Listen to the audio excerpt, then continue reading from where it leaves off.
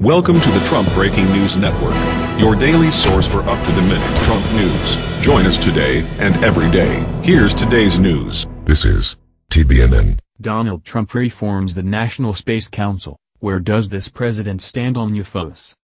By Arjun Waliajuli.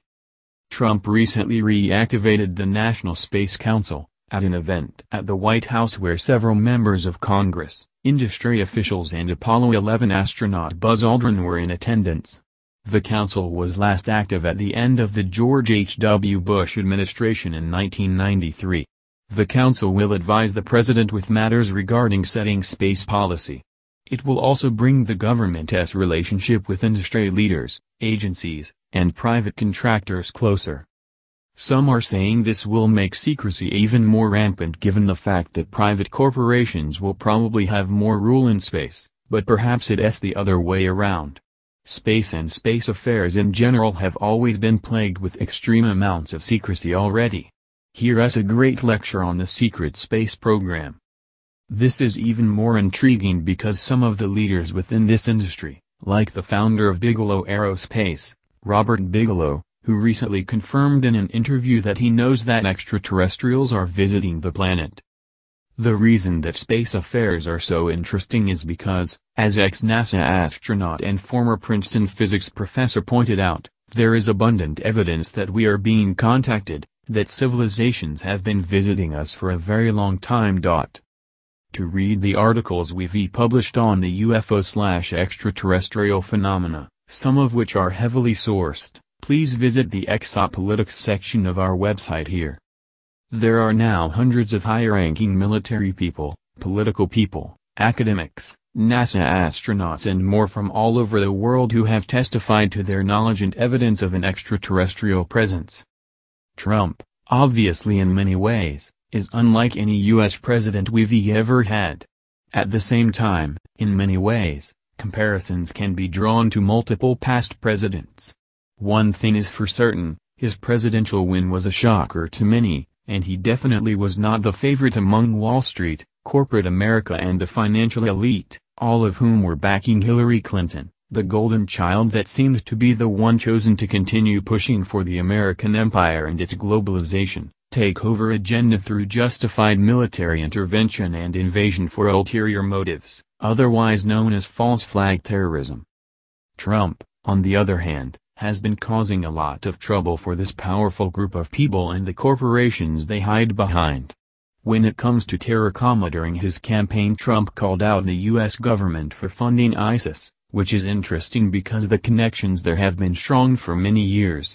It's something many whistleblowers, politicians and academicians have been trying to create awareness about for years, despite little or no attention from the mainstream media.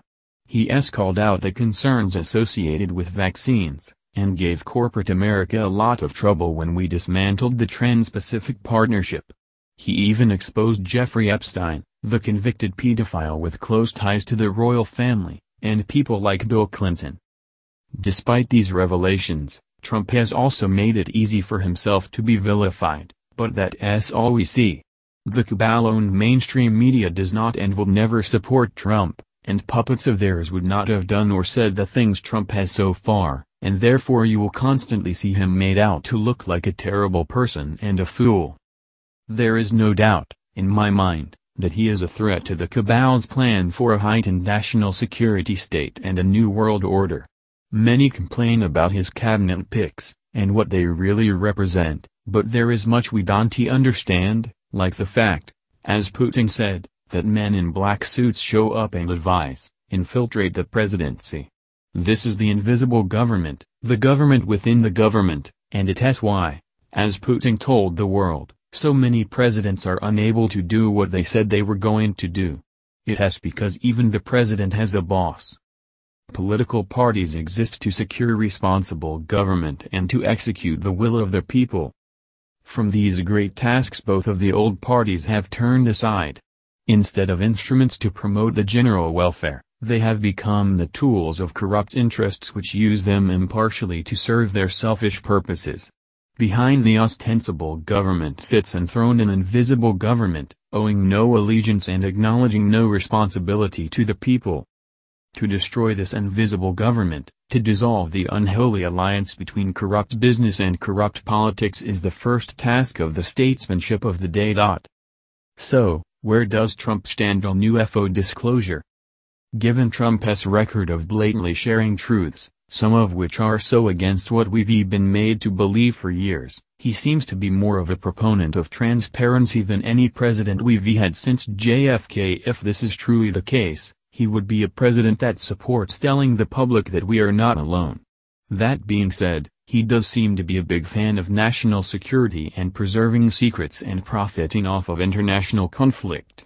In politics, it's extremely hard to tell, nothing is ever as it seems, which is why most people's hate for Trump is completely misguided, and simply brainwashed into man via the mass brainwash machine that is mainstream media.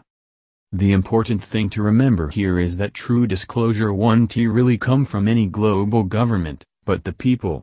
The amount of awareness and information that has now come to light, especially within the past few years, on this topic is truly incredible.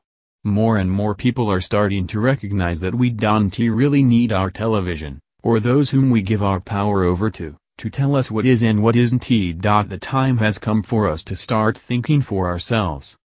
For sure, the power elite closed ranks and did everything possible to ensure a victory for Clinton. This included not only the Democratic Party, which previously played dirty pool against Bernie Sanders, but the entire mainstream media machine, the financial community, the EU, and even the Republican Party itself. If nothing else, I had concluded that the media alone had done a sufficient job of demonizing Trump. Multiple negative headlines daily for more than a year to make him unelectable to the American people. Above are the words of Richard Dolan, one of the world's leading writers and researchers on the topic of UFOs. He wrote an article regarding Donald Trump and UFO disclosure. His words are probably best to read on this subject, and you can do so here. There is no doubt that Hillary was going somewhere. She spoke openly multiple times, and so did her campaign manager John Podesta, about lifting the veil of secrecy that surrounds this topic. Based on what I've looked into, these two were puppets of the global financial elite, used to push forth their agenda while reaping all of the rewards. WikiLeaks, among many other revelations, also gave this argument more strength. Any type of UFO disclosure coming from that type of government, as I've always written, to me, is highly questionable and probably being used to benefit them, or used to push forth some sort of ulterior agenda. You can read more about that in this article. Is a false flag alien invasion in the works? Wernher von Braun's colleague seems to think so. At the end of the day, UFO/extraterrestrial disclosure is happening as it should. The people are becoming more aware, and that's all that matters. We don't need to continually rely on authoritative figures whom we vote in every 4 years to tell us. It is happening, and it is happening through the mass population. That is true UFO disclosure, and we're living in it. That's the news. Join us here every day. Be sure to subscribe and click the bell. See you next time. This is TBNN.